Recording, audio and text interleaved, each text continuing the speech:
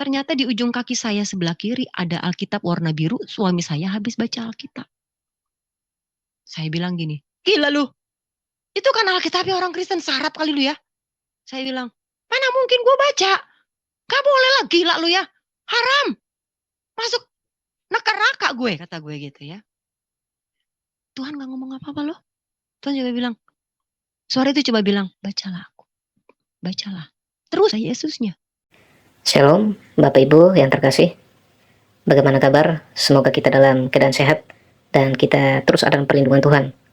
Ya, dalam kesempatan kali ini kita akan kembali menyaksikan lagi kesaksian dari seorang artis penyanyi dangdut, yaitu Lucy Daiva.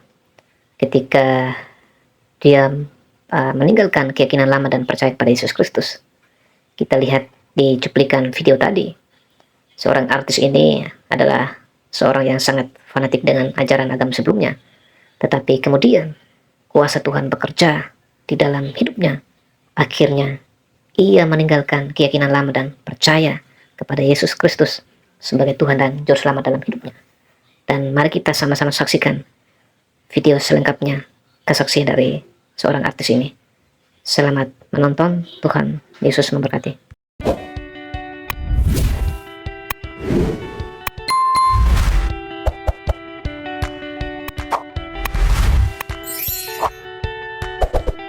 Perkenalkan, saya Lucy Darmawati. Saya lahir dari keluarga besar Palembang. Bapak ibu saya berasal dari Palembang. Dan saya pun lahir di Palembang.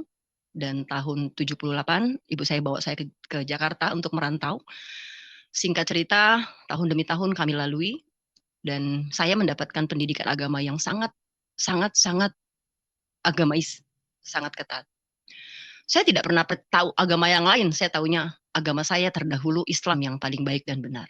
Saya ikut ngaji, bahkan saya SD-nya tuh 2, saya SD biasa dan SD madrasah. Saking ibu saya pengen menyekolahkan saya, supaya saya mungkin bisa lebih baik di agama saya.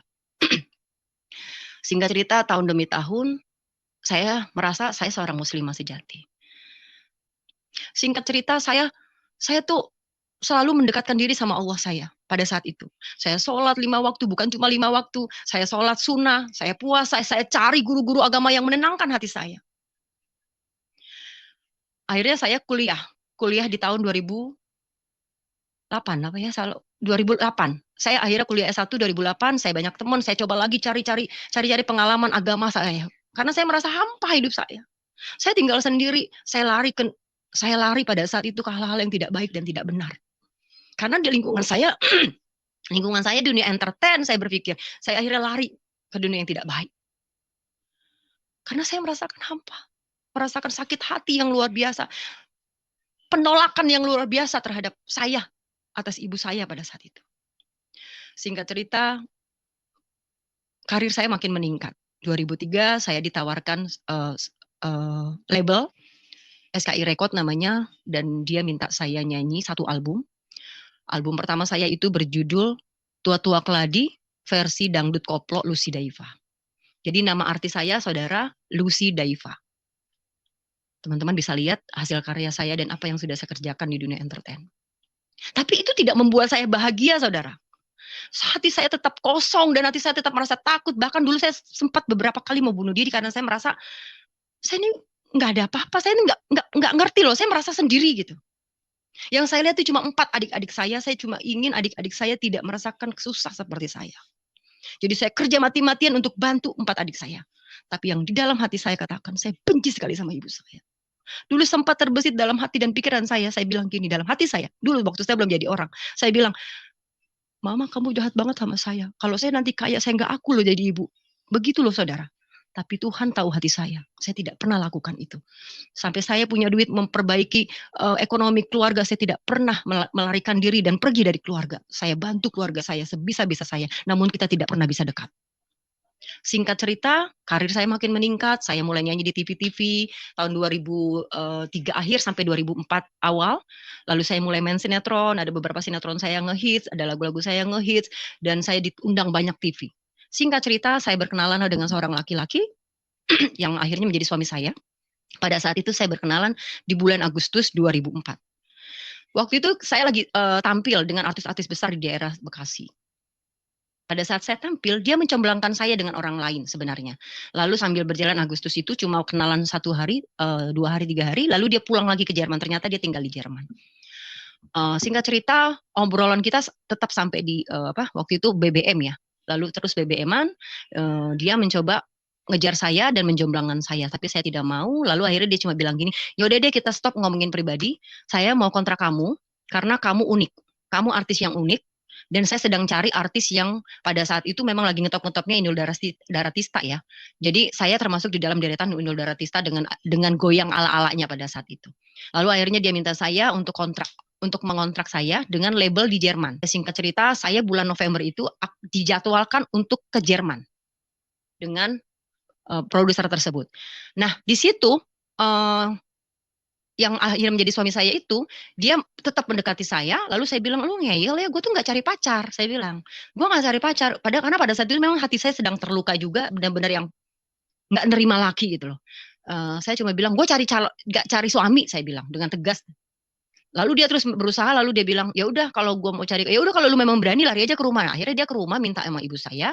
Nah, singkat cerita karena saya harus ke Jerman di bulan November, ibu saya tidak mau melepaskan saya karena pada saat itu kan usia saya masih 26. Ibu saya bilang, kawin aja sama si ini karena kamu nanti dijagain gitu. Akhirnya saya mikir-mikir itu bulan September ya, saudara. Saya mikir-mikir, ya udah deh kawin aja deh daripada nanti gue di sana sendirian. Saya mikir, ya udahlah nggak apa-apa lah kawin aja. Toh nanti kalau nggak cocok di Jerman gue ceraiin aja. Jadi saya sendiri sudah punya pemikiran yang jelek sekali. Singkat cerita di tengah kesibukan saya yang nyanyi ke sana ke sini, nyanyi di TV sana, nyanyi di TV sini, 10 Oktober akhirnya diuruslah pernikahan di KUA sama saudara-saudara saya. Saya tidak menikah mewah-mewah. Baik, lalu kita menikah tanggal 10 Oktober dengan harapan saya pada saat itu saya berpikir ya udah kita menikah, kita ngurusin politik kerja gitu ya. Karena ada something menurut saya. Akhirnya kita menikah 10 Oktober, ternyata setelah saya menikah, bahkan sebenarnya sebelum menikah saya ditelepon seseorang yang mengaku bahwa ini adalah pasangan suami saya yang dulu gitu ya. Ditambahlah hati saya merasa galau dan tapi dia meyakinkan bahwa dia nggak pernah menikah. Singkat cerita tetap kita jalanin pernikahan itu. Lalu di hari pertama, hari kedua dia jatuh sakit. Setelah saya tahu bahwa suami saya yang menikahi saya itu adalah pada saat itu saya berpikir saya merasa dibohongi. Saya sakit hati saya sudah mau ceraikan. Karena di samping itu pun akhirnya bisnis kita berantakan. Buyar semua. Produser juga ribut sama suami saya dan membubarkan semua bisnis kita. Tapi pada saat itu dia sakit keras. Di sinilah saya tidak bisa meninggalkan dia karena dia sakit. Kalau saya berpikir, dia sakit saya tinggalkan, saya bukan wanita kejam. Saya pikir saya urus dia dulu. Kalau udah saya urus, saya ceraiin dia. Karena pada saat itu saya sangat kecewa sekali karena dia ini membohongi saya gitu pada saat itu. Banyak yang tidak bisa saya ceritakan di sini. Lalu singkat cerita, terus saya jalanin pernikahan saya di bulan Oktober dengan merawat dia sakit, teman-teman dan saudara. Dia sakit berminggu-minggu, bahkan sampai 1 bulan, bahkan sampai 1 bulan lebih, saya bawa ke guru-guru saya. Saya ini banyak banget guru saya loh. Di Pandeglang, di Banten, di Bandung, di Sumatera, di Sulawesi. Setiap saya nyanyi di mana-mana, saya cari guru. Bahkan saya tidak cari pun, mereka tuh kirim transfer ilmu sama saya. Nah singkat cerita, suami saya ini tidak bisa sembuh sama guru manapun. Ustadz manapun, kiai manapun, dengan dalil apapun tidak bisa sembuh. Bahkan sudah mau mati, saudara. Yang saya ingat suami saya itu tidak makan-makan hampir 2 bulan. 1 bulan lebih dia tidak makan-makan. Oktober ketemu November. Di bulan November mungkin di minggu kedua ketiga. Suatu malam tiba-tiba kami semua kumpul, saya tinggal di rumah kan sama kakak saya dan adik saya. Suami saya itu udah seperti mau ambil nyawanya gitu. Mungkin teman-teman pernah lihat ayam yang dipotong tapi tetap mau hidup lagi. Seperti itu gambaran suami saya pada saat itu. Lalu suami saya yang udah kepengen mati ya. Nah, saya lanjutkan ya saudara, teman-teman saya flashback ke belakang, saya menikah dengan suami saya itu Islam. Karena dia juga orang Islam, saudara. KTP-nya Islam, tapi ternyata keluarganya Kristen. Saya bilang, "Kamu Kristen apa Islam?" Saya bilang. Lalu dia cerita, oh saya Islam, tapi saya gini cerita tentang Kristen. Saya bilang kalau mau menikah sama saya ya terserah, nggak apa-apa sih. Saya bilang karena saya moderat terhadap agama. Singkat cerita dia menikah tetap secara Islam dan Islamkan kembali sama bapak saya. Nah kembali ke dia sakit. Pada malam saat itu dia sakit yang sudah hampir mau mati, saudara. Saya coba bilang sama Allah saya pada saat itu, saya sholat, saya pakai mukena, kakak saya, adik saya semua saya suruh berdoa. Lalu saya bilang, ya Allah, ambil saja nyawa suamiku ya Allah, kasihan. Saya merasa ini orang kasihan udah mau mati tapi nggak mati. Makan nggak bisa, minum begini nggak bisa. Dia cuma bisa minum pakai air aqua gelas, saudara, dengan sedotannya. Saya bilang kamu makan dong Pak, nggak bisa. Sama sekali nggak bisa. Dia merasa ada ada batu yang besar menempel di badan dia katanya. Singkat cerita ada satu malam yang dia sudah mau diambil nyawanya itu karena kita merasakan serangan dahsyat ya pada saat itu. Teluh datang ke rumah kami, ke rumah saya kena, kakak saya kena, kami yang lagi berdoa kena semua teluh. Tapi kami hantam dan kami halau karena kebetulan saya siksen pada saat itu. Saya tuh bisa bicara dengan hal gaib, bisa melihat hal gaib gitu. Nah singkat cerita, bapak mertua saya telepon saya. Lalu dia cerita, Lucy, Leo kenapa? Kata dia. Saya ceritakan gini-gini, kamu bantu saya, kita doakan dia. Saya doakan gini. Dan disitulah pertama kali bapak mertua saya bilang gini, Leo kamu baca ini. Gitu ya. Dia tidak menolak. Dia izin dulu sama saya. Mama boleh gak saya baca ini? Gitu. Ya saya ngelihat dia mau mati kan. Saya pikir, ya udahlah, nggak apa-apa lah. Karena dia mau mati, saya pikir. Akhirnya dia membacakan, dia nggak kuat baca. Dia bilang gini, tolong aku bacain. Dia minta bacakan kitab dia, satu ayat saja.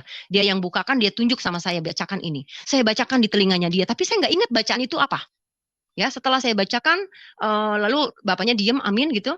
Dia minta lagu pujian, terus bapaknya bilang, kalau malam ini tidak sehat juga, besok pulang ke Bali.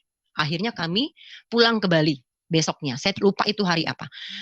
Akhirnya saya pergi ke Bali, hari itu juga pagi itu sekitar jam 9, jam 10 kita dapat pesawat penerbangan karena kita langsung beli tiket di sana, sampai di Bali sekitar jam 2 ya kira-kira dari sana. Akhirnya kita sampai di rumah mertua saya di daerah Canggu itu jam 3, saya ingat sekali sore.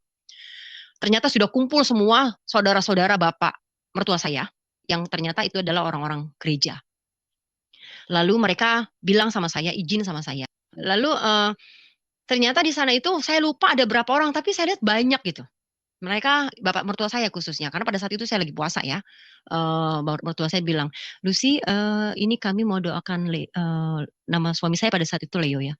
Nama suami saya Leo. Leo pakai cara Kristen boleh katanya gitu. Saya bilang boleh, karena menurut saya udah ikhlas Pak. Ini laki saya mau mati, saya pikir dia mau mati, jadi saya relain aja dia mau ngapain saya relain pada saat itu. Iya boleh. Dan suami saya juga bilang, saya boleh ya? Iya boleh, saya bilang. Akhirnya mereka mendoakan secara Kristen, terus dengan bijaksananya memang mertua saya bilang, Lucy, tapi Lucy doakan dengan cara Lucy ya. Tapi perlu dicatat teman-teman dan saudara seiman, bapak mertua saya ternyata notabene pun orang-orang Islam, bahkan ibu mertua saya punya pesantren di Purwakarta. Jadi dia menemui ketemu Tuhan Yesus satu demi satu tidak berbarengan.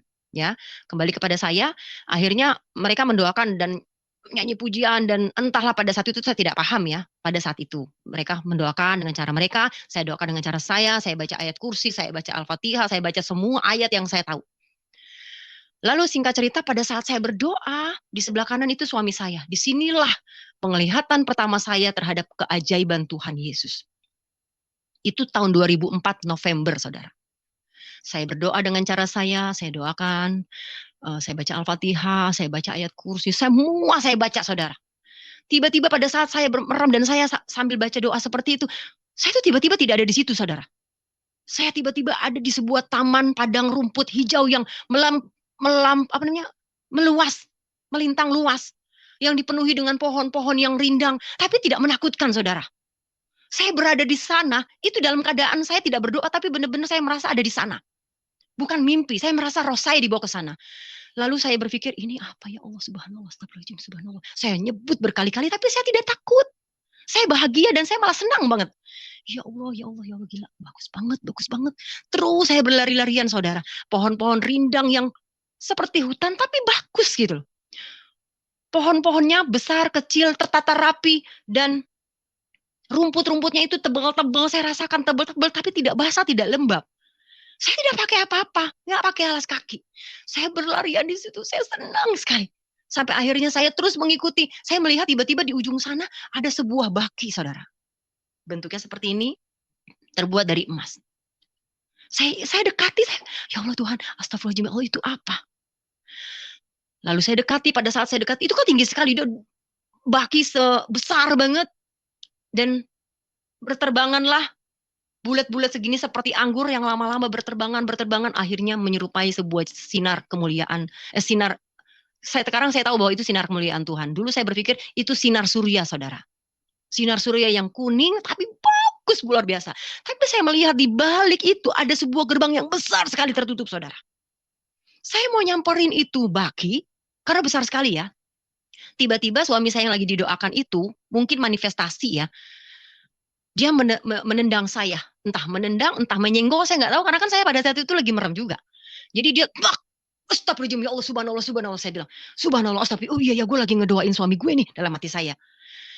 Akhirnya saya balik lagi doain dia. Karena dia mulai manifestasi dan merontah-rontah dan mengeluarkan keringat dan mengeluarkan muntah-muntah. Yang maaf saudara, baunya seperti comberan. Baunya, bahkan bau keringatnya saya nggak tahan, saudara. Baunya, sumpah, itu kayak comberan yang baunya luar biasa. Bahkan keringatnya dia, muntahnya dia. Saya nggak mengerti kok bisa seperti itu. Didoakan terus. Sampai akhirnya mereka amin. Udah, saat mereka mendoakan itu, saya terdiam-diam aja. Ya Allah, tadi apaan ya? Kok begitu ya? Bagus banget ya. Itu di mana ya Allah? Saya tetap berpikir itu tadi di mana? Nggak kejawab Tuhan. Nggak kejawab, saudara. Singkat cerita, setelah didoakan, akhirnya mereka ramah tamah lah kira-kira. Tiba-tiba beberapa menit setelah didoakan, saudara, suami saya minta makan loh. Padahal hampir 2 bulan suami saya tidak bisa makan, saudara. Bayangin. Mungkin kalian tidak percaya, tapi ini kenyataannya. Suami saya tidak makan sama sekali. Dia cuma minum air putih yang pakai sedotan aqua kecil. Terus tiba-tiba dia minta makan. Hah? Mau makan? Bukannya dia nggak bisa makan, kata saya gitu. Akhirnya dia minta makan, dia nambah 2 piring. Seger. Haleluya, katanya haleluya. Oh, aku udah sehat, udah seger, katanya. Nah, singkat cerita, mereka itu di situ banyak banget orang-orang Kristen, dan salah satunya adalah, saya ingat sekali, seorang pendeta atau majelis, aku nggak tahu, namanya Abraham.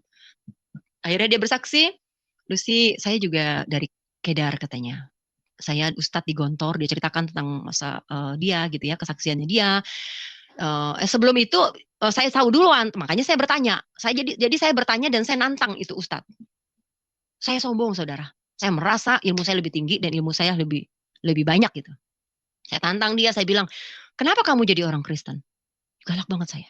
Saya bilang, lalu dia cerita tentang kesaksian dia. Saya nggak tahu itu kesaksian, dia cerita gini-gini, saya tangkis semua pakai ayat, saya tangkis pakai ayat. Ujung-ujungnya, saya cuma bilang, sudah stop. Kamu aja yang imannya nggak kuat.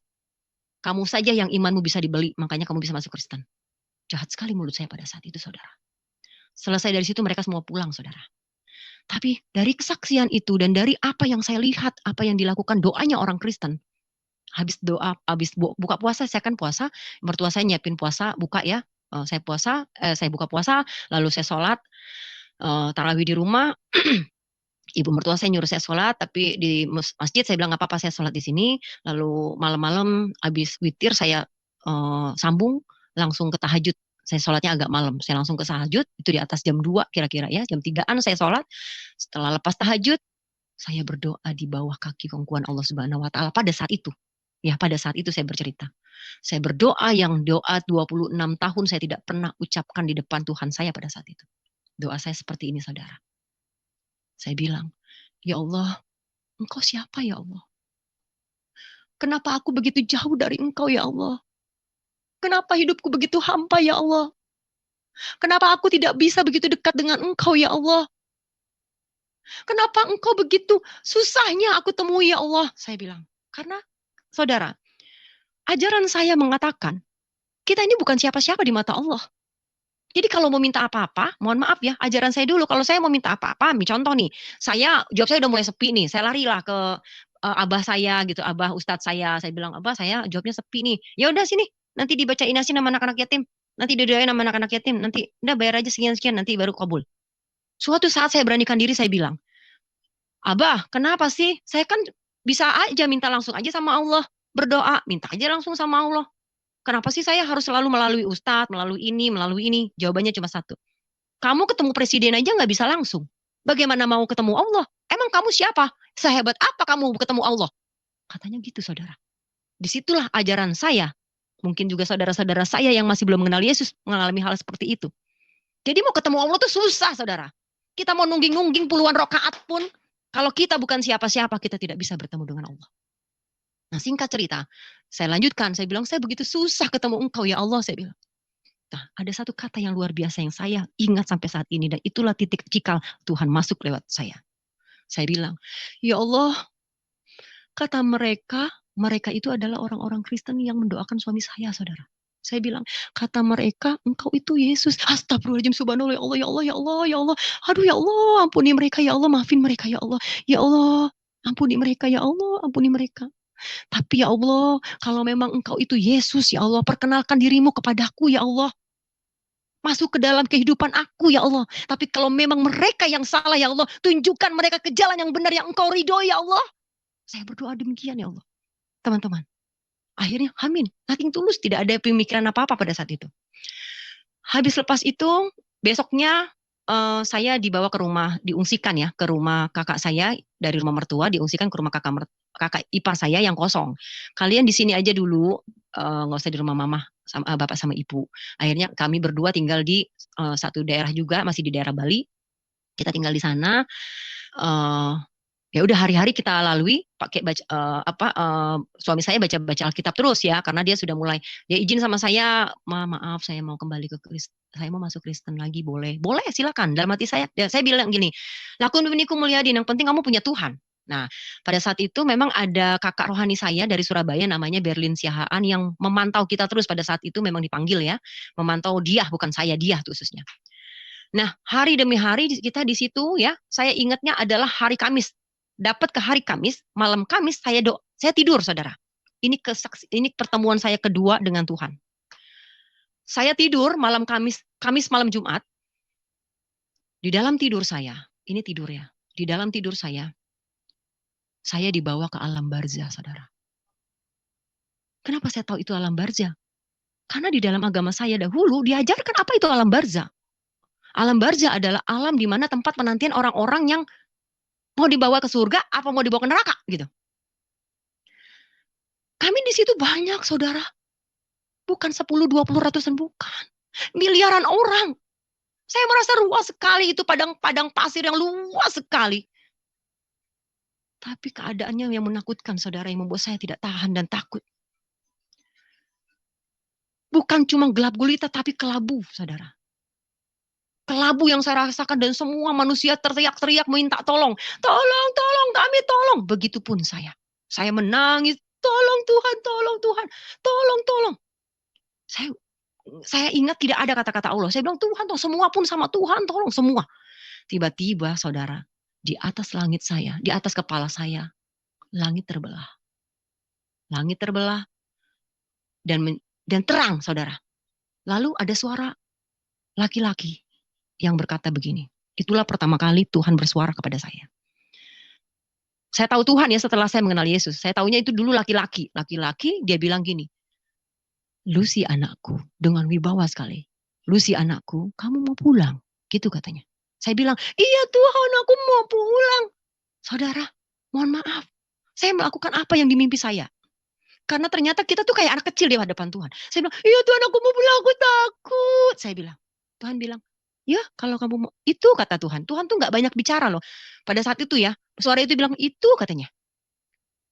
Suara itu menunjukkan sebuah rute jalan di mana yang jalan itu biasa saya lalu pulang ke rumah.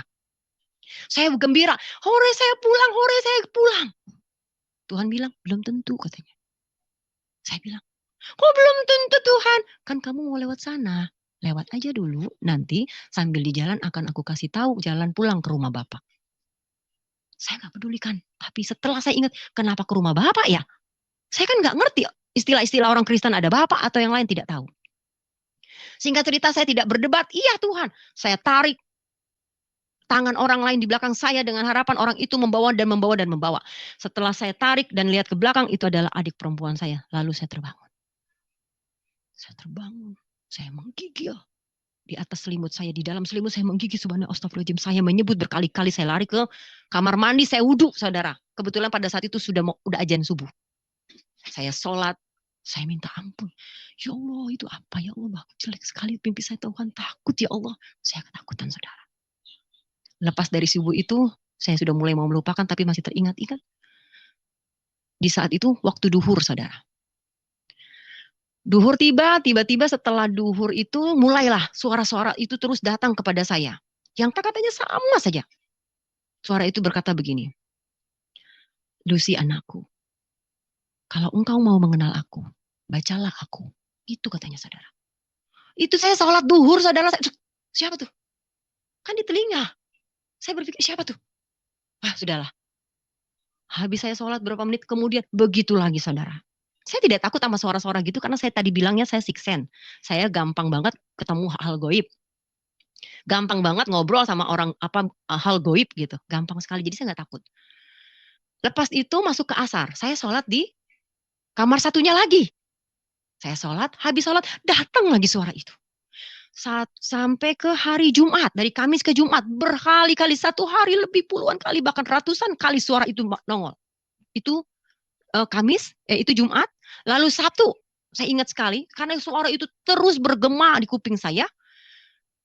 Tiba-tiba karena suatu hari, itu entah Jumat atau Sabtu, saya lupa, yang penting adalah suara itu datang, lalu saya cuma bilang, ya biar lu gak ngomong terus deh, kata saya. Apaan sih yang mau gue baca? Lu tuh apaan sih? Lu tuh siapa sih? Saya bilang. Sampai saya bilang, saya doain kalau malaikat tetap buat saya damai, kalau iblis pergi, saya bilang gitu kan. Tapi tetap berhari-hari. Ribuan bahkan ratusan kali suara itu datang. Akhirnya saya bilang, yaudah, apaan sih yang saya baca? Saudara, ternyata dia nunjuk itu. Saya lagi di tempat tidur, lagi nyelonjor ya. Itunya ke arah kaki saya, saudara. Ternyata di ujung kaki saya sebelah kiri ada Alkitab warna biru, suami saya habis baca Alkitab. Saya bilang gini, gila lu, itu kan Alkitabnya orang Kristen, syarat kali lu ya. Saya bilang, mana mungkin gue baca, gak boleh lah, gila lu ya, haram, masuk neraka gue, kata gue gitu ya. Tuhan gak ngomong apa-apa loh. Tuhan juga bilang, suara itu coba bilang, bacalah aku, bacalah, terus aja.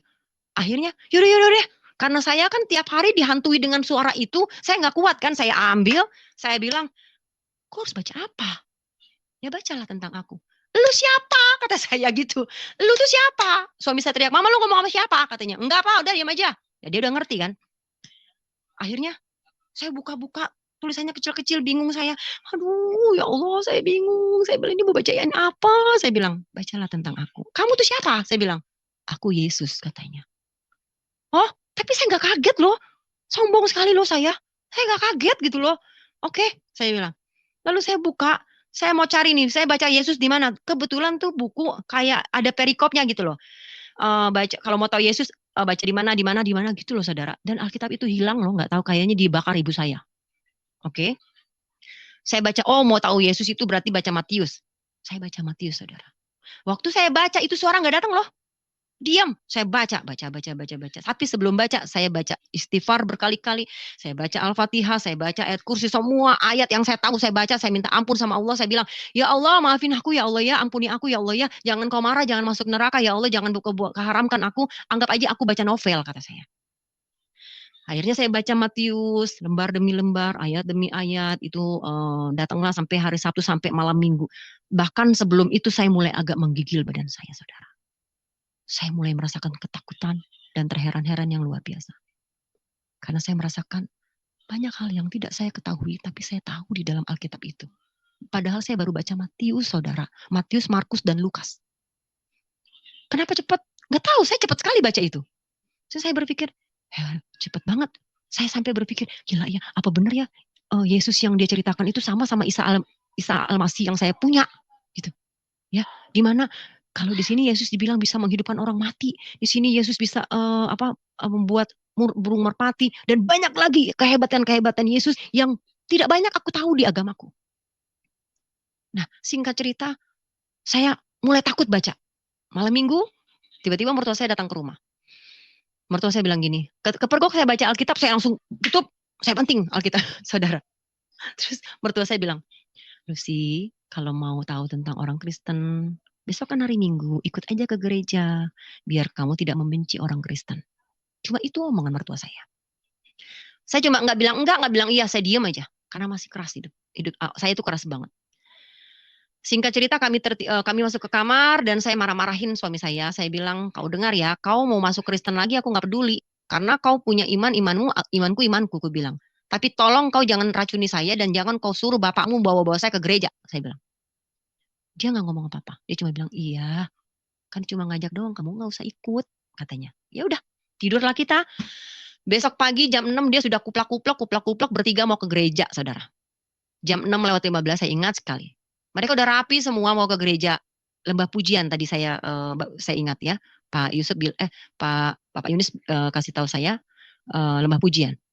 Lalu akhirnya mereka jam 6:15 tiba-tiba nggak jadi berangkat saudara karena mobilnya mogok.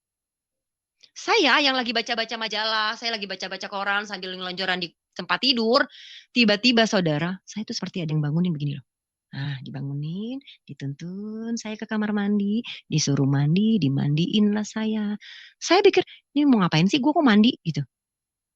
Udah dimandiin, terus tiba-tiba saya handukan, saya dibukain koper. Kamu pakai baju ini, baju ini, baju ini. Saya ingat sekali atasannya putih, bawahnya kembang-kembang warna pink. Ingat sekali. Dipilihkan Tuhan saya pakai baju itu, saudara. Oke, saya bingung saya mau kemana, gitu kan. Nggak lama kemudian, suami saya masuk lagi ke kamar entah mau ngapain. Sampai sekarang saya belum bertanya, waktu itu lu mau ngapain sih masuk ke dalam kamar gitu ya. Dia masuk ke kamar, tiba-tiba dia terkaget-kaget ngeliat saya sudah cantik ya. Nggak sampai 5 menit loh saudara. Dia cuma bilang, mau kemana kamu mah? Mulut ini berkata dengan apa yang dibisikkan di dalam telinga saya. Gereja. Saya ikut gereja. Suami saya, iya. Akhirnya kita keluar berdua. Setelah keluar, saudara, mobilnya nyala. Sampai suami dan mertua saya, loh, kok bisa tiba-tiba nyala? Kenapa, Ber? Kata gitu kan. Si Mas Berin yang benerin. Ya udahlah, yang penting nyala, udah nyala. Saya duduk di belakang, saya sambil zikir, saya sambil berdoa, ya Allah, saya mau ke gereja, Tuhan ampuni saya, Tuhan ampuni saya. Saya cuma pengen ikut, ini suara apa? Kalau memang malaikat, bawa saya ke yang benar ya Allah, saya bilang gitu. Akhirnya saya ke gereja, di gereja itu besar sekali di Bali, gereja Lembah Pujian namanya. Lalu saya lihat di depan gereja itu, mau naik ke atasnya itu ada kolam. Saya bingung, saya bilang gini, lucu ya orang Kristen kok bikin kolam renang di depan gereja, saya bilang gitu ya. Lalu tiba-tiba suara itu ngomong gini, nanti engkau akan kusucikan di sana, katanya. Suara itu bilang, selalu di sebelah kanan saya. Saya nggak jawab, awah. Begitulah kira-kira gitu kali ya, nggak awah gitu. Masuklah ke dalam, sudah sampai ke dalam, bapak mertua saya bilang, Lucy, karena kamu kan cuma mengamati, kita duduk di belakang ya, Lus, katanya. Tiba-tiba yang membisikkan saya bilang, tidak, kamu duduk di depan, katanya. Enggak Pak, duduk depan. Saya sombong sekali, saudara. Saya sombong banget, luar biasa. Saya yakin dan percaya pada saat itu, karena kesombongan saya masuk ikut. Saya cuma pengen membuktikan orang Kristen kerjanya ngapain sih di gereja, gitu. Akhirnya, kita duduk di depan. Iya, kata mertua saya. Duduklah kita di depan. Tiba-tiba kita diingatkan ya, bahwa ternyata itu adalah tempat para aser-aser dan para pekerja. Akhirnya saya duduk di paling 2, di sebelah kanan kangkung. Mereka mulailah puji-pujian, penyembahan, yang menurut saya itu aneh ya, karena mereka nangis-nangis, teriak-teriak, hahaha, kekek, nangis lagi, bermenit-menit, sampai saya bosan, kesal. Saya bisikan suami saya gini, bilang, lu tuh kapan sembayangnya? Ya tadi lu nyanyi-nyanyi, kayak orang konser, tapi kayak orang gila, tau gak, ini semua orang gila isinya ya. Nangis, teriak-teriak, jingkrak-jingkrak, ahehe. Goblok. Saya bilang gitu, saudara. Itu saya dulu. Suami saya cuma bilang, udah kamu diam aja. Kalau kamu nggak nyaman, kamu duduk. Emang gua duduk aja dari tadi. Saya bilang gitu. Oke, udah diam. Hingga satu waktu, bukan satu waktu, akhirnya timbullah satu lagu sebelum mereka ibadah, sebelum khotbah. Kenapa saya tahu sebelum khotbah? Karena saya setelah udah melalui itu ya. Ada satu lagu yang membuat saya berbalik kepada saya gilanya, saudara. Lagu itu dinyanyikan berulang-ulang. Nah, sebelum-sebelumnya kan lagu-lagunya itu kan ada bahasa Yesus, ada bahasa entahlah yang memang nggak boleh saya pakai kan. Lalu pertama satu rap saya nggak menyadari, saudara. Masuk kedua rap saya pun nggak mulai baca dong, karena kan screen white-nya besar banget kan. Saya mulai baca, saudara. Saya mulai berpikir gini, karena saya penyanyi pada saat itu, saya pikir lagunya bagus ya, liriknya bagus dalam hati saya. Nggak ada kata-kata Yesus. Mulailah saya ikutin, saudara, dalam hati saya. Saya bilang, bagus nih lagunya, saya ikutin aja deh. Karena memang sebenarnya saya ini adalah manusia yang penuh dengan masalah dan penuh dengan problem. Badan saya, hati saya penuh dengan masalah yang nggak bisa saya selesaikan bertahun-tahun lamanya. Hati saya beku, hati saya luar biasa. Bahkan saya menikah pun saya main-main, saudara. Akhirnya saya ikutin lagu itu. Saudara, lagu itulah yang membuat saya tersungkur menangis-nangis. Saya berpikir, sekarang yang gila saya, saudara. Lagu itu berisi seperti ini. Satu perkara yang tak dapat ku mengerti, mengapakah harus terjadi di dalam kehidupan ini. Itu tidak ada bahasa Yesusnya. Banyak perkara yang ku simpan dalam hati, tiada satu pun kan terjadi. Allahnya saya ganti Allah, saudara. Tanpa Allah peduli. Masuk rap, saudara. Allah mengerti, Allah peduli. Saya ganti Allah. Sampai akhirnya, dan ternyata saudara, itu lagu rapnya berulang-ulang. Setelah saya jadi orang Kristen, saya baru sadar, nggak pernah ada bawain lagu rapnya bisa 10 kali lebih, saudara. Tuhan mau siksa saya pada saat itu sebenarnya. Siksa itu dalam arti tanda kutip mau menyentuh hati saya. Saya nangis tersungkur-sungkur, saudara. Ya Allah, ya Allah, aku ini menderita, ya Allah. Aduh, saya menangis, saudara, mengingat begitu pahit, begitu pedihnya hidup saya. Maka setelah saya menikah pun saya dibohongi, saya menangis, saudara. Karena berrap itu berkali-kali saya terus menangis, tapi luar biasanya. Suami saya tidak angkat saya. Enggak bilang, ngapain sih lu bikin malu, enggak loh, saudara. Tuhan pakai mulut lidah mereka semua diam. Saya nggak bisa menghentikan nangis saya. Saya tersungkur-sungkur di gereja. Saya teriak kepada Allah saya, Tuhan, ya Allah tolong saya. Saat itu, saya tidak merasakan jawaban apapun. Saya tidak merasakan jawaban apapun. Akhirnya sampai kami pulang, saya tidak dapat rasakan apapun. Sehingga cerita di perjalanan pada saat itu hari Minggu saya nggak puasa. Kayaknya saya waktu itu mens. Lalu saya bilang begini pada saat kita makan. Saya mikir, suami saya aja bisa disembuhkan ya. Apalagi saya ya, mungkin saya bisa disembuhkan. Saya ini hati saya sakit sekali. Saya tuh punya masalah besar dalam hidup saya. Menurut saya pada saat itu, saya memang punya masalah yang nggak bisa selesai gitu, yang bertahun-tahun menumpuk di hati saya, menimbulkan kebencian terhadap orang tua saya, terhadap kakak-kakak saya.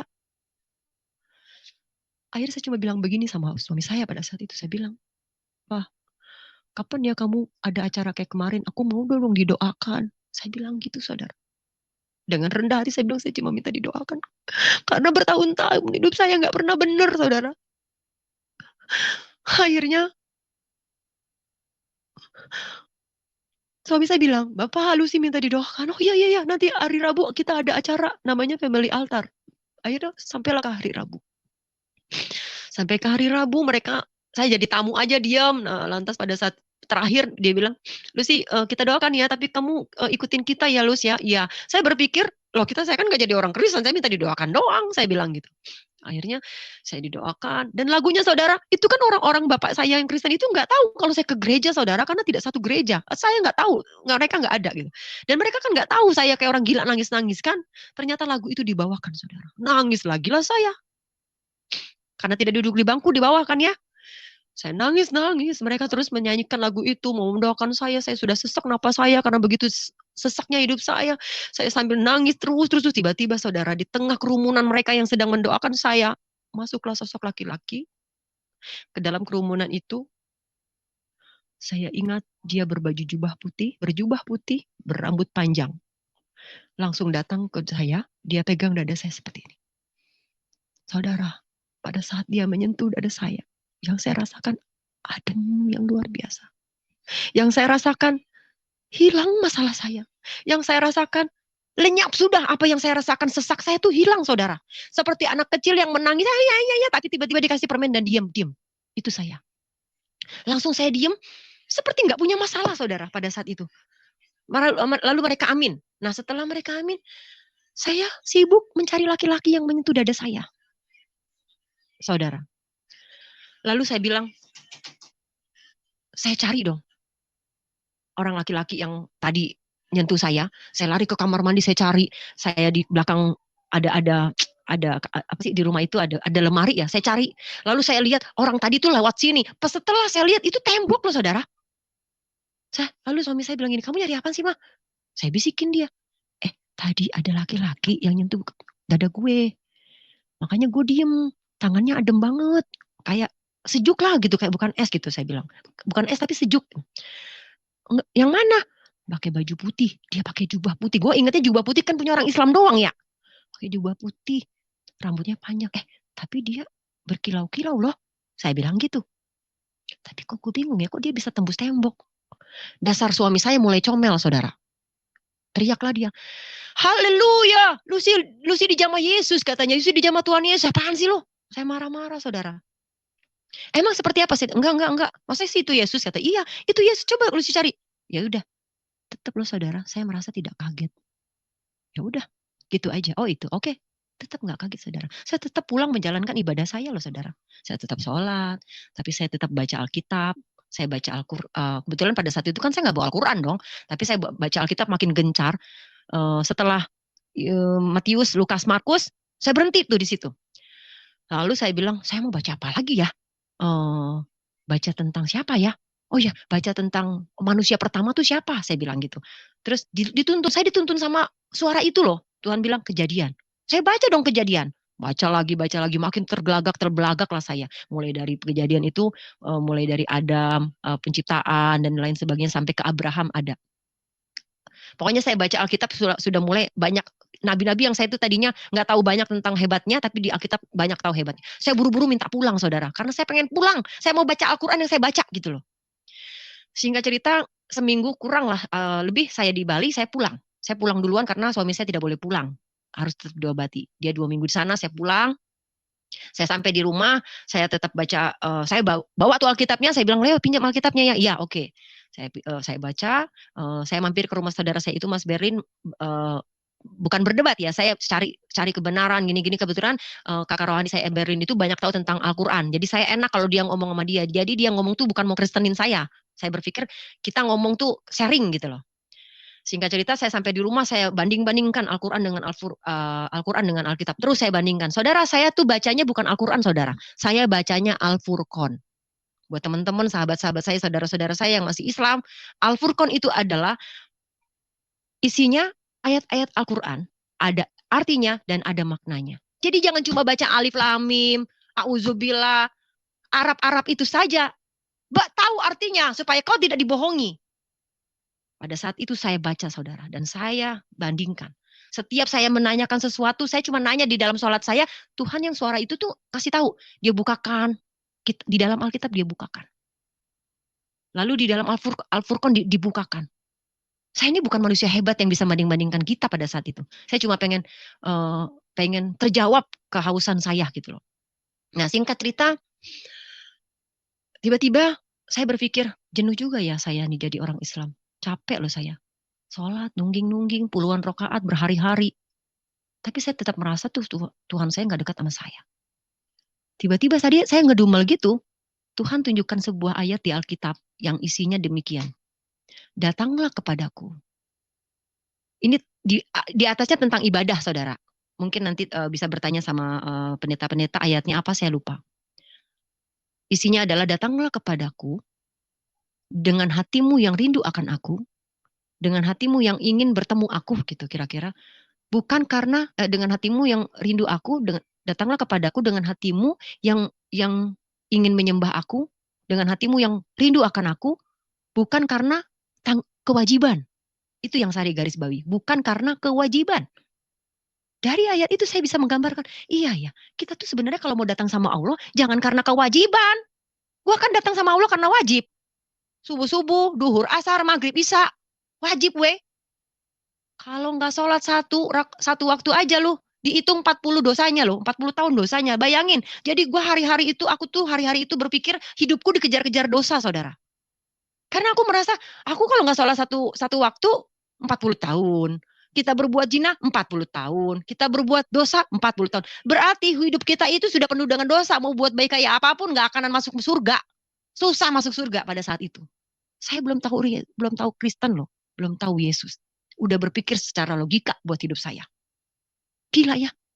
Di agama gue susah banget kayak gini ya. Makanya saya susah ketemu sama Allah pada saat itu. Singkat cerita, dengan ayat itu langsung tiba-tiba saya malas sholat, saudara. Ah yaudahlah, gue lagi nggak pengen sholat. Yang penting ada ayat begini. Setiap nafasmu adalah ibadahmu kepadaku, kata Tuhan di dalam Alkitab. Saya terapkan itu, saudara. Iyalah, gue nafas juga gue sembah Allah kok. Saya nggak tahu. Saya tetap merasa saya tetap Islam pada saat itu. Saya cuma pengen tahu gitu ya. Singkat cerita suami saya datang, saudara. Datang dari Bali dan saya bersyukur, ya udah puji Tuhan dia udah sehat. Alhamdulillah pada saat itu. Alhamdulillah dia udah sehat. Tapi saudara ternyata tidak, dia belum sehat. Ada satu malam tiba-tiba, saudara. Ini sebelum malam kejadian dia terserang lagi ya, keserang sama dukun-dukun itu lagi. Berhari-hari setelah saya baca-baca Alkitab, bahkan suami saya belum pulang, saya itu dimimpiin nih, saudara. Dimimpiin sama laki-laki yang sama yang saya tahu sekarang adalah Yesus. Dia selalu bilang begini, Lucy anakku, baptislah dirimu beserta suamimu. Tiap malam, saudara.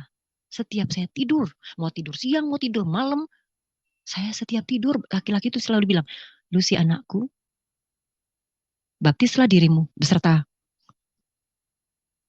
suamimu. Begitu terus tiap saya tidur, saudara. Sampai saya berpikir, aduh, apaan sih? Nah, suami saya datang kan? Pada saat suami saya datang, saya ngomong, Leo, baptis itu apa sih? Saya bilang gitu. Oh, baptis itu penyucian diri kita, penyerahan diri kita, katanya.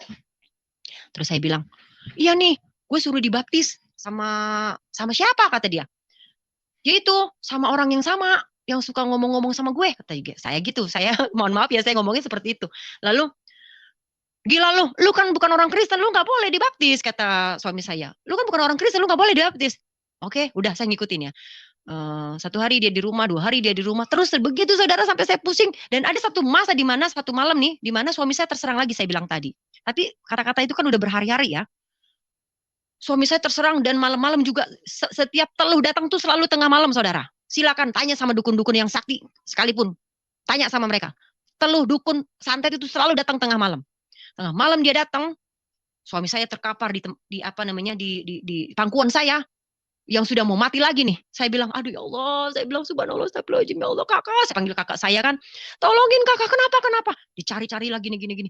Akhirnya saya cuma bilang gini, ya Allah, bukan, saya nggak bilang ya Allah ya, saya nantangin Tuhan Yesus akhirnya, saudara. Karena saya kan teriak-teriak ke Allah, doa semua tuh kakak saya. Tiba-tiba saya tuh ingat begini, saya marah sama Tuhan Yesus, Tuhannya orang Kristen. Saya bilang gini, hei Yesus, ini suami saya bilang gini, hei Yesus, katanya engkau Tuhan yang hebat, katanya engkau luar biasa, kenapa kau tidak sembuhkan suamiku?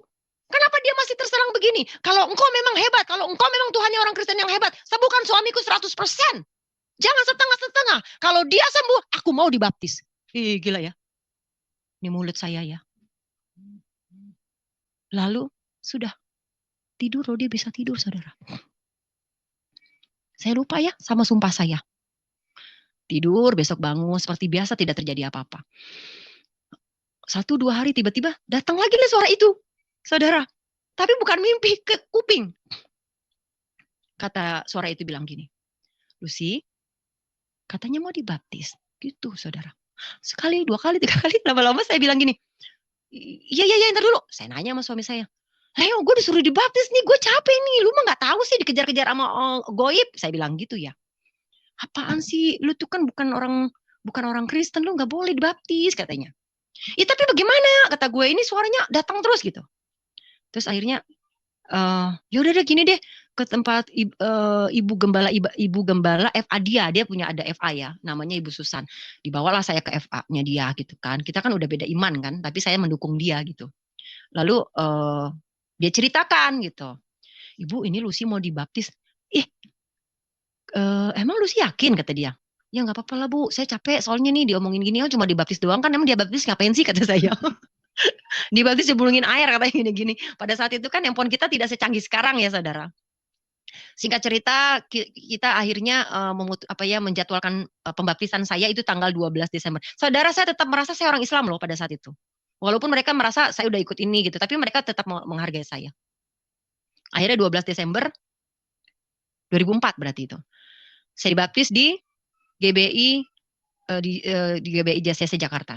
Nah, saya dibaptis di sana. Emang ada perasaan yang luar biasa, saudara. Pada saat saya dicelupkan, lalu dibangkitkan, itu kok nggak sama. Sepertinya saya melihat tuh kayak ada burung-burung terbang di atas saya. Dan rasanya indah banget, saudara. Rasanya indah banget. Akhirnya saya pulang, mulailah saya semakin gencar pengen tahu firman Tuhan, pengen tahu siapa Tuhan Yesus gitu ya, saudara. Saya tetap menjalankan ibadah saya juga tetap mau tahu gitu. Menurut saya bebal, saudara. Tapi saya percaya Yesus itu hebat, kata saya. Tapi saya nggak percaya bahwa Yesus itu Tuhan pada saat itu gitu loh. Saya cuma percaya Yesus itu hebat. Yesus itu Isa Al-Masih yang saya sembah, yang saya tahu bukan saya sembah, yang saya tahu sebagai Nabi dan Rasul saya pada saat itu.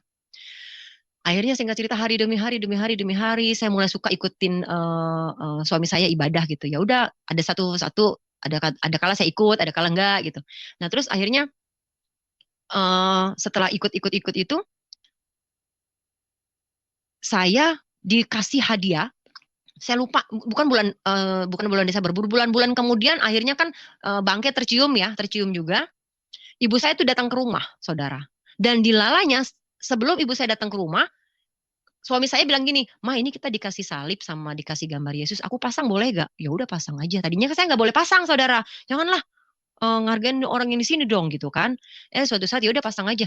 Nah, saya waktu itu punya kafe pinggir jalan ya, kafe tenda. Kita di kafe, di warung gitu, benerin nungguin kafe kita gitu. Di samping di tengah-tengah saya syuting atau gimana gitu pada saat itu. Setelah saya pulang, saudara, ada ibu saya. Ibu saya masuk, saya langsung ditarik berdua sama suami saya, dimaki-maki suami saya sama ibu saya, yang saya lupa apa maki-makinya. Tapi suami saya melawan, loh, saudara. Itulah karena dia tidak bersama Tuhan. Dia lawan ibu mertuanya. Siapa yang ngajak-ngajak lo? Berantem lah. Akhirnya suami saya kabur, takut karena ya. Dia kabur lari entah kemana. Tinggal saya sendiri dikunci sama ibu saya. Saya disiksa, saudara. Pertama dia ambil salib, dia banting di depan saya, bleduk. Dia ambil foto Yesus, dia banting, apa ini, kardus katanya. Dia banting, dia injak, tak. Saya berpikir digebukinlah ke saya. Ternyata ibu saya cuma ambil sapu, saudara. Ibu saya pukul saya pakai sapu ijuk, sapu lidi, semua yang ada di situ. Bahkan salib itu dibantingkan ke dekat saya tapi tidak kena, saudara. Lalu, mohon maaf ya saudara, ibu saya, mohon maaf sekali. Tangannya dimasukkan kemaluannya, dia basahi dengan kemaluannya, dia usap di muka saya. Dia bilang, kamu lahir dari saya katanya, dari rahim saya, dari ini saya. Dia doakan secara Islam. Semua dia doakan, semoga saya katanya saya tidak musyrik, semua doakan. Saya diam loh, saudara. Padahal sebelum itu saya tuh kayak anjing sama kucing sama ibu saya. Mana bisa saya digituin, saya maki-maki lagi ibu saya biasanya. Saya marah, maksudnya bukan saya marahin, saya lawan gitu. Tapi saat itu saya tidak lawan, saudara. Saya cuma diam duduk di kursi, saudara. Saya diam, ibu saya pukulin, beleduk. Adik-adik saya nangis semua. Adik saya waktu itu saat itu ada 2, Herni dan Roni. Dia nangis, mama, udah dong, udah mama. Karena dia nggak tega ngelihat kakaknya yang berjuang buat dia dikebukin sama ibunya. Saya cuma diam, udah sayang, udah nggak apa-apa dek, saya bilang. Terus dia gebukin saya, dijenggut, wah saya disiksanya luar biasa. Akhirnya karena tidak tahannya, adik saya yang laki-laki tarik saya, "Mbak keluar mbak." Dia ambil kunci dia terus. Yang satu pegangin ibu saya, yang satu pegangin saya dibawa keluar, diusir keluar, blak dikunci. Ibu saya ditaruh di kunci, saya di luar sama adik saya. Saya diam, saya duduk di taman. Saya tetap berdoa. Saya cuma bilang, itu sudah berbulan-bulan ya setelah Desember. Saya bilang, Tuhan, ya Allah ampuni dia. Saya sudah mulai doanya tuh sudah mulai percaya bahwa Yesus itu Tuhan. Tapi saya masih sosok gitu loh, menjalankan 50% secara Islam, menjalankan 50% secara Kristen gitu. Saya bilang, ya Tuhan ampuni ibu saya karena dia tidak tahu apa yang dia perbuat. Terus saya mendoakan itu. Tiba-tiba laki-laki itu datang. Tuhan Yesus datang kepada saya, dia ada di sebelah kiri saya, dia pangku saya, dia elus-elus saya. Seperti kita menggendong seorang anak gitu loh, saudara. Saya digendong Tuhan, saya dielus-elus Tuhan. anakku sayang, anakku sayang, anakku sayang. Gitu katanya. Saya tenang sekali. Adik saya yang menangis. Mbak, maafin mama. Gak apa-apa nak, gak apa-apa deh. Saya tenang aja. Memang ada rasa yang lain pada saat kita sudah benar-benar dekat sama Tuhan pada saat itu. Tapi saudara, bahwasanya saya saat itu masih setengah-setengah belum benar-benar percaya kepada Yesus. Hanya saya sudah percaya bahwasanya ya memang hebat loh Tuhan Yesus gitu. Tapi saya belum mau banyak bersaksi. Dan dalam artian, emang saya masih merasa, enggak saya enggak masuk Kristen. Singkat cerita saya sudah bertahun-tahun mulai nih kedengeran. Sifat saya itu jadi berbeda kata teman-teman artis saya. Nah, mulai kayaknya setelah beberapa tahun kemudian, 1-2 tahun atau ya kemudian ketahuan lah sahabat saya nih penyanyi dangdut yang terkenal dengan patah-patah itu bertanya kepada saya, "Lu sih lu masuk Kristen ya?" Saudara, saya nggak tahu, nggak jawab apa-apa, saudara, saya takut. Enggak, saya bilang enggak, orang saya masih muslim kok, saya bilang gitu. Saya terus bertahun-tahun menutupi iman saya, saudara. Saya kenal sama Nafa Urba. Suatu saat saya bilang, Nafa, saya bersaksi sama Nafa. Ih kakak harus menjadi ini loh bersaksi gini. Tapi saya nggak tahu jalannya karena pada saat itu. Akhirnya saya tetap jalankan dengan jalan saya gitu. Dan singkat cerita, rumah tangga kami terus dilalui dengan separuh-separuh iman saya pada saat itu. Tapi banyak kejadian yang luar biasa yang saya alami setelah saya percaya Yesus. Saya itu jadi tidak pemarah gitu. Dan saya malah lebih banyak mengampuni ibu saya. Karena pada saat itu kan saya benci banget ya sama ibu saya. Tapi tiba-tiba tuh setelah kenal Yesus saya banyak mengampuni dan malah saya begitu mengasihi ibu saya. Nggak tahu karena apa. Karena Yesus saya percaya. Begitu banyaknya kerikil-kerikil yang saya hadapi. Belum lagi rumah tangga saya yang begitu berantakan. Tapi Tuhan Yesus tetap bersama saya. Bahkan di tahun 2007 akhirnya saya melahirkan anak. Mohon maaf ya saudara, saat itu pun saya masih suka sholat apa sih namanya? Sholat puasa tarawih saudara. Kan pulang ke rumah mama saya, Mbak lu nggak sholat? Ya, saya menghargai mereka ikut saya sholat. Tapi memang saya sholatnya itu bukan lagi baca-bacaan seperti itu gitu loh. Ada satu masa ya saudaranya, teman-teman kadrun saya mungkin bisa ambil ini ya. Jadi tiba-tiba suatu saat ada buku ajaran tuntunan sholat di rumah saya saudara. Saya pikir bukunya siapa nih? Kan nggak mungkin. Saya adik-adik saya udah katam semua sholat. Bukunya siapa? Dilalanya kok itu saya baca ya saudara. Saya baca, di sini tadi saya sudah, untuk meyakinkan kembali, saya sudah searching arti dari atahiyat akhir, saudara. Arti dari atahiyat akhir itu adalah atahiyatus mubarakatuh sholawatu tayyibatullah assalamualaikum dan seterusnya.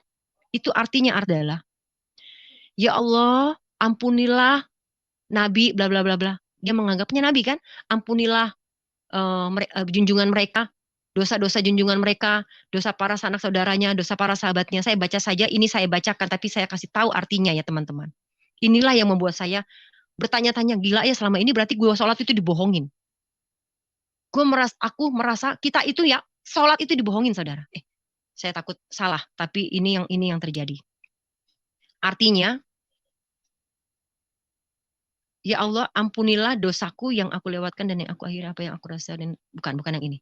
Jadi artinya adalah, ya Allah, ampunilah dosa-dosa junjungan kami seperti dan para sahabatnya dan para sanak saudaranya dan para pendekat-pendekatnya dan berkatilah Nabi Muhammad seperti engkau memberkahi Nabi Ibrahim, bukan berkati ya, memberkahi Nabi Ibrahim.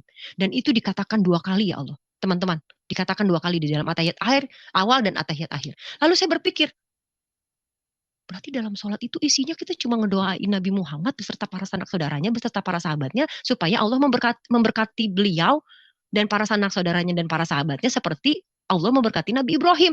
Diakui juga bahwa Ibrahim adalah bapak segala bangsa.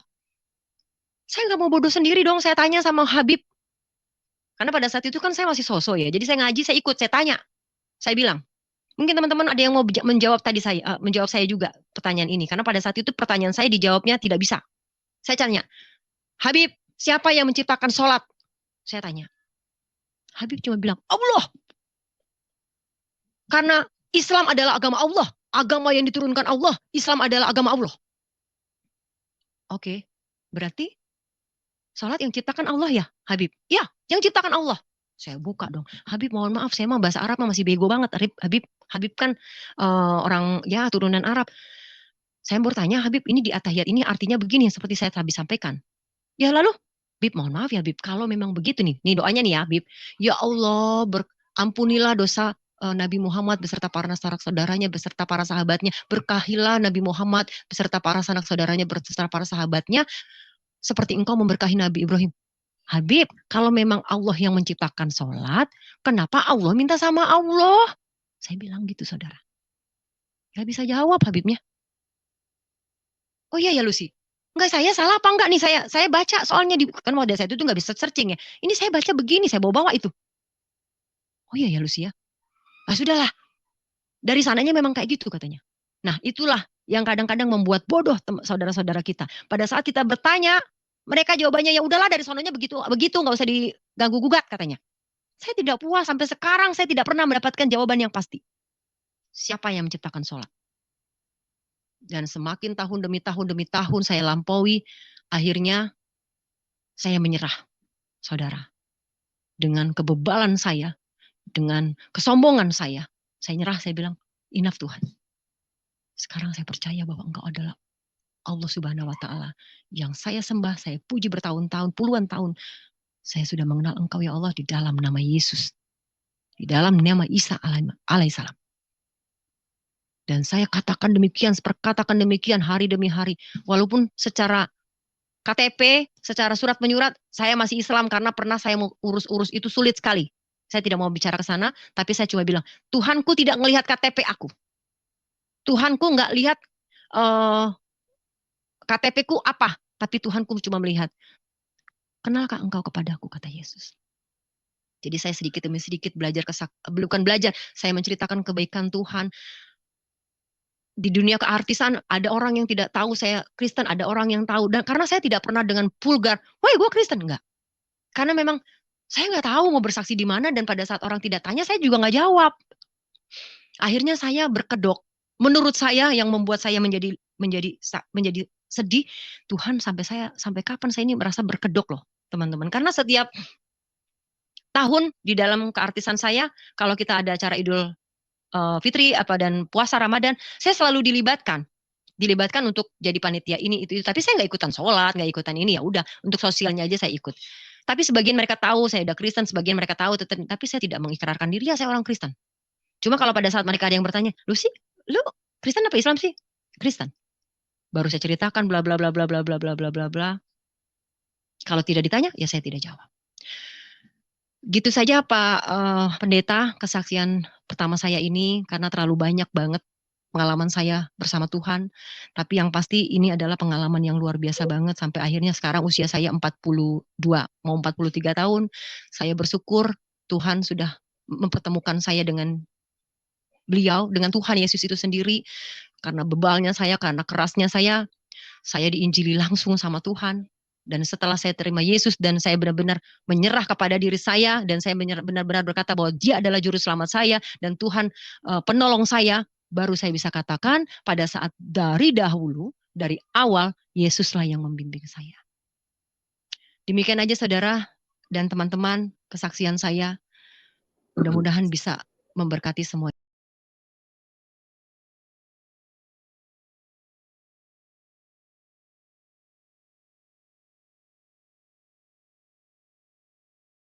Satu Petrus 3, 14-18. Tetapi sekalipun kamu harus menderita juga karena kebenaran, kamu akan berbahagia. Sebab itu janganlah kamu takuti apa yang mereka takuti, dan janganlah gentar, tetapi kuduskanlah.